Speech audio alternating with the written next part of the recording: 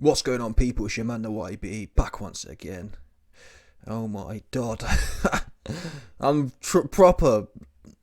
I'd like to say lost for words, but this fight for me is exactly why I'll stop gambling. Thank the gods. Yeah, I nearly put $100 on Taylor to win. Yeah? Again, this reaffirms don't gamble on boxing, man. I'm even questioning. I was thinking about going big on Terence Crawford, but nothing's real anymore. Yeah, everyone, the consensus was T.O. is finished. And in fact, that's probably where I should start here. I made a video on my other channel, YB USA, clowning T.O. because T.O. got punked by his girl. Yeah, but listen, man, fair play to the guy. I don't often do this, but for what it's worth, after the fight, I actually clapped my hands for T.O., man, because that was never supposed to happen. People were saying, and I was more or less in agreement, T.O. shouldn't even be fighting, he's lost his head, kind of thing, one of them ones. It's dangerous that T.O. should be fighting. For him to come back, after how we've seen him, he's been down bad. That dude, Sandor Martin, who, in my opinion, beat him, has no power, put him down 2 or 3 times. Josh Taylor was huge in there as well. I do think I think we're learning more about the sport. I do think the weight thing is a bit overplayed now, in as much as I think being big and coming down is potentially more detrimental than what it's worth, if that makes sense. Especially as you get older. Josh Taylor's been at one... I'm not making excuses like Josh didn't, but Josh has been at 140 since he was 20. He's 32 now. There's no way you ain't grown in 12 years. And yeah, he said he made the weight fine, but again, it's not about the weight, but the point I'm making is T.O. was full of beans. He kept his speed, he kept his power. In fact, he actually gained that. I guess that was a function of confidence as he warmed into the fight. But Taylor, I don't know. It looks like, in all fairness, 147's a complete shutout. You got Crawford and Spence. There's no way Taylor going to do anything with Crawford and Spence. But still, the only place left now for Josh is up, I believe. I don't see the point in him hanging around anymore down there. There's some big fights still, is there? He lost to T.O. If he can get... I think Josh needs... Bear in mind, let's not forget, people, his last fight, he arguably lost as well. Yeah. Against Jack Catterall. So he's had 2 back-to-back losses at 140 now. There's no... Josh said, I want the rematch. You ain't earned the rematch, in my opinion, based on that. Josh complained that the 111, 117 card was wide. I actually thought the 115, 113 means there's only 1 round in it.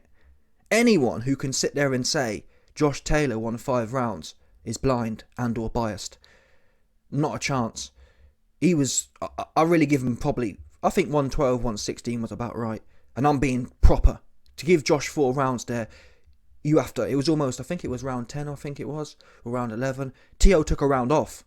That's the round Josh got towards the end of the fight. The last 6 rounds could have been all T.O., to be fair. One of them ones. And again, the confidence from T.O. T.O. really had no right to be confident. He went in there against the odds, against the whole situation, and he pulled it off. I salute, as a man, yeah. Again, I clowned him on the video, all jokes and whatever else, but to see, honestly, I had shivers going down my spine at points. Because it was never supposed to go that way. Well, let's be real here. I had people telling me, YB, put your gyro on Josh Taylor to win by knockout. And I was telling people, listen, if I was going to do anything, it would be Josh Taylor win. But obviously, you man got bumped still. This boxing game is just too mad. I guess any sport's too mad, but this particular, no one saw this one coming. No one did. Points, it looked like, fair play to Josh, he took the shots well, but at points it looked like Josh was ready to go. Several points, probably 2 or 3 points within the fight. Taylor was looking rocky. So, I'm not sure what to say. Now, on Taylor, I do want to say that this was one of the most gracious losses I've seen someone have. I think it's his first loss as well. So I salute him for that. He wasn't corny, although I do have to say, I do think it was a bit cheesy when they picked him up. I guess what I mean by that is, when the fight was over in round 12, who was it? One of his trainers or one of his coaches picked Josh Taylor up as if to celebrate. I thought that, I've seen fighters know they've lost before. Listen, man, no one should have picked Josh up. And I saw Josh's face when it was 115, 113, 2 of them. I was worried then, I ain't gonna lie to you. Then when I heard 117, 111, Josh's face kind of screwed up. And come on, bro. you knew you lost that fight. It weren't close at all. You know what I'm saying? And I do wish fighters would be more. Bear in mind, Josh got a robbery, or he got a lucky decision with the Catterall fight. You know what I'm saying? I wouldn't have liked to have seen it, but in a way I would like to have seen, if the judges had to give it to Josh, would he have taken that as a W? Do you know, at certain times, as a man, I think, you got to just kind of bow your head and say, you know what, man, he got me. I wish fighters would do that more, especially when it's this obvious, if that makes sense. Fair enough, Lomachenko and Devin Haney, it's close. Do you know what I'm saying? But when you've lost 8-4 at best, come on, man, just accept it. You know what I mean? You got to be. Don't try and hope for the judges to be moody. That's what I don't rate. But yeah, apart from that, Josh took it very well, and I salute that. He didn't make no excuses. I mean, they tried to kind of lure him with the, oh yeah, but you've been off. He said, no, I ain't been. It's nothing to do with the break. He was the better man tonight, and salute to him. And yeah, man. I mean, early in the fight, after about round 3, I was so glad I didn't get up at 4. Why? Because if I'd have got up at 4, I'd have probably banged $100 on. You know what I'm saying? One of them ones. And I was already doing the maths. I was thinking, wait a minute. I put $100 on Josh. That's a free 50 quid. It was that. Do you know what I mean? I'll be down $100 right now, man. Nah, that's long. Do you know what I'm saying? Jesus. Proper long. But after 3 rounds, I was so happy, I thought. Because I thought Josh was going to be all over him.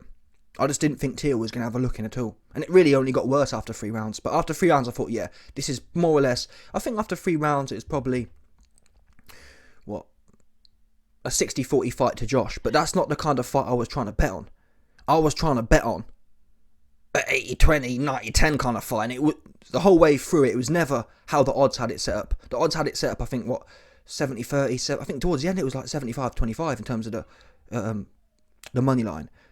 It was never 75-25. It was always 50-50, 60-40 Josh, and then it went to 80-20 Teo towards the end.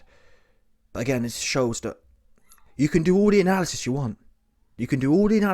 Oh, Teo's finished, and Teo got rocked by a dude who can't punch, Sandor Martin. You know, Josh Taylor's bigger. Josh Taylor's undefeated champion. And then you get that. And I guess that's the beauty of sport, really, and that's really why. Obviously, if you've got money to burn, then some people enjoy gambling. Yeah, but if you're trying to make a hustle out of it, there's no hustle to be had, man. And that's another reason I stopped gambling, is because it kills the sport for me. Like, if I had got a lot of money on the line, yeah, I can't watch the fight live because of things like this. Imagine, yeah, you got a bag on this one, which for me is a lot of money, yeah. Imagine you got a bag on this one, and you're watching that live. There's just no way. There's no way I'm going through that, man. And then what happens is, after about 5 rounds of this fight, if you had $1,000 on Josh Taylor, yeah, after 5 rounds, you're praying for a lucky punch. You're praying for some, you know what I mean? I wasn't even gambling on it, and I could even feel that coming in, like, you know what I mean? Like, please, something magical happen. But it didn't. And Teo earned it. And to be honest, towards the end as well, I was actually hoping Josh didn't land a lucky punch, because Teo had showed something that, I mean, look at AJ, for example. Yeah? Teo showed what AJ couldn't. Teo went in there with the bigger man, the more experienced man, in my opinion. In terms of championship fights, Josh Taylor is hands down more experienced than Teofimo Lopez, particularly winning them in the clutch moments. All Teo's done until this point is beat Lomachenko and then lose to George Kambosos. He's got no championship experience. He's got no title defense experience. Josh Taylor has the size. Josh Taylor has the experience. And for Teo to go in there and perform like that with that swagger on the back of a few months ago, he's saying, I'm not even sure I've got it anymore. Yeah, that is sublime as a man. And seeing his charisma as well as he built into the fight. Again, that is the pinnacle, in my opinion, of what being a man is. And after I put my hands in there, I was wrong. I was laughing at him, he can't even control his woman, all this kind of stuff. Listen, man, again, this shows to show. You can do all the analysis you want. It means nothing. Yeah? And look at people like AJ. AJ went in there with a smaller man by 30 pounds. Yeah? I still think AJ's got more, or AJ had as much championship experience as Usyk did, arguably higher level. I think people like Vlad and Povetkin and even Ruiz, I think they're better than the cruiserweights that Usyk was beating. So AJ had at least as much experience as Usyk. And he had 20, 30 pounds slapped on top. And he got 4 inches of height. Teo was in there looking like... I think he had about 2 or 3 inches less height. 2 or 3 inches less height, less experience. The bigger man... I mean, at the start of what people were saying, he looked massive. He did look massive. And against all that, he goes in there and pulls off that kind of performance, man. All you can do is clap on that one. And I'm genuinely really happy for him. I'm really happy that he's been able to do what the other clowns in this day and age. Because that's the thing as well. Anyone can be an on-top fighter. Yeah? Anyone can be winning when they're winning. To come back in that fashion, it really should, especially in this day and age, especially given his own history, it ain't supposed to go like that. He's supposed to be finished now. Yeah? That's the bottom line. We all said it. I mean, the funny thing is, a bunch of cornballs now. Oh, yeah. No one was pulling for Teo. Let's be real here. Obviously, the South American community probably were, but the masses was all clowning, dude. Now, people come out of the woodwork. Oh, I said this. No one was saying nothing. Yeah? They weren't saying anything. So, like I said, man, I'm proper happy for him. He deserves it. Like, some people get things for free. In my opinion, AJ, man, he kind of just swung. He would just swan him through on you know what I mean? He kind of got put on for free, in my opinion. What he really do? Okay, he beat Dillian White and then got put on. But Teo deserves it all, in my opinion, now. In terms of he's really showed it and earned it. Obviously, he needs to get more back-to-back wins, but it just weren't supposed to go that way, man. It just wasn't. Not that way as well. It wasn't like it was if this was genuine, 114 fight could have been a draw and Teo gets it. This wasn't that, though. This was a proper... He almost shut Taylor down. Taylor looked lost at points. Now, the final thing I'll say is, are people saying Josh Taylor's finished? I think it's fair to say Josh Taylor's had his best day. Or his best days are behind him, which really isn't a surprise. He's 32-year-old, but again, I think the weight thing, I just don't think you can be at 140 pounds for your whole... Who's done that before? But even Floyd was at 135, I think even 130. Maybe even 126 at one point, I'm not sure, but Floyd went the other way. Floyd was a 140-pound fighter who went up for comfortability. Now, albeit he fought all bums there. He weren't let's be real here. Floyd weren't fighting no Crawfords and Spencers at 147. He was fighting Bertos and Guerrero, so it don't really count, but still. Even Canelo, though. Canelo's probably a 160 fighter. He find comfort at 168. So Crawford. I think Crawford's an alien, though. He just seemed to be growing into everything. He just seemed to be growing into the weight, but do you know what I'm saying? Most fighters... Crawford ain't at 135, is he? Crawford ain't at 135 10 years later. So I'm not sure why Josh Taylor... Well, I am sure. I think the problem with 147 is there's nothing really sweet there, is there? What's sweet at 147? It's all kind of locked up right now. But nonetheless, whether there's something sweet there or not, that's the place left now for Josh to go. In terms of money, though, is there more money at 140? I mean, there's a lot of fights there for him. He could do the Ramirez rematch. Prograis, who has a belt, he no doubt wants to get back. So, the money side, maybe there's more interest at 140, but career-wise, who knows? We've seen it before.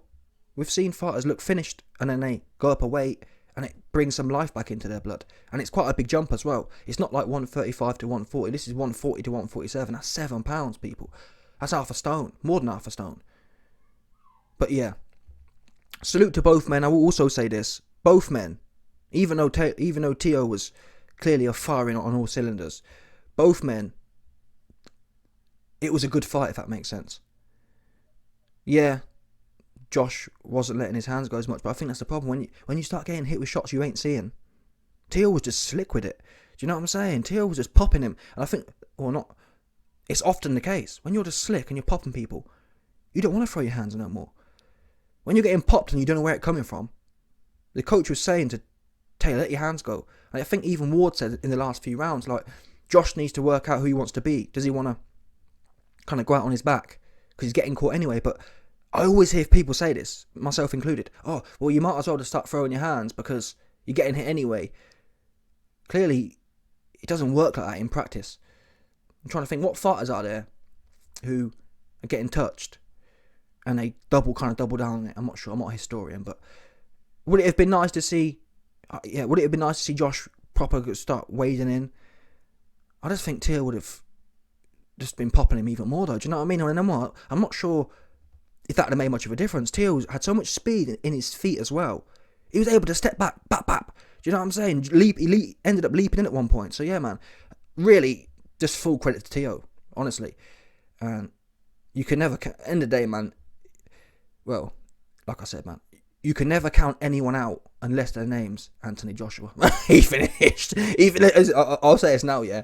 If AJ comes back like Teo, somehow, some magical way, yeah, I'll put my hands in the air and say, I ain't got a clue about anything going on, but 100% AJ is finished, man. He's finished.